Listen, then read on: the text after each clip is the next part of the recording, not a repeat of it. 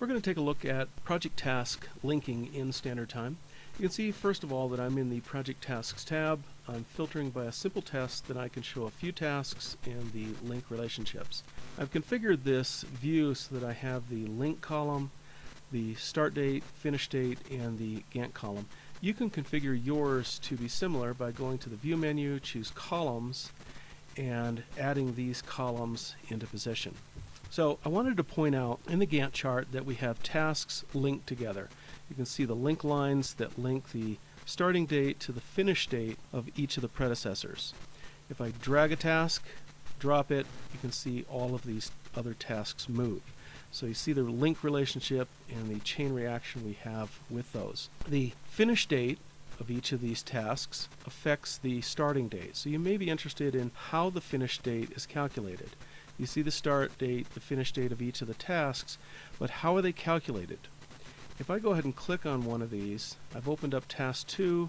The predecessor is task 1. In other words, when task 1 changes, it will affect the starting date of task 2. So that's grayed out, but I can go in and change how the finish date is calculated. You have three options. You can either enter your own date, calculate it from the starting date using calendar days, or calculate it from the starting date using the duration field in hours.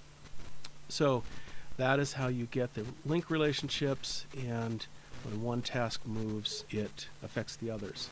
I'm going to go ahead and right click on these and unlink them.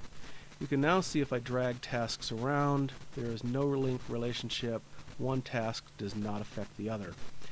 But if I go and right click and link them, we're back to the situation we had before where one task affects the other. It turns out that you can not only right click there, but you can also use this link column where you see links coming out of a task, into and out, and just into. So if I click on this little image, you can see the link relationships in more detail. You have inbound tasks and outbound tasks. The inbound tasks are the predecessors. So I'm on task 2.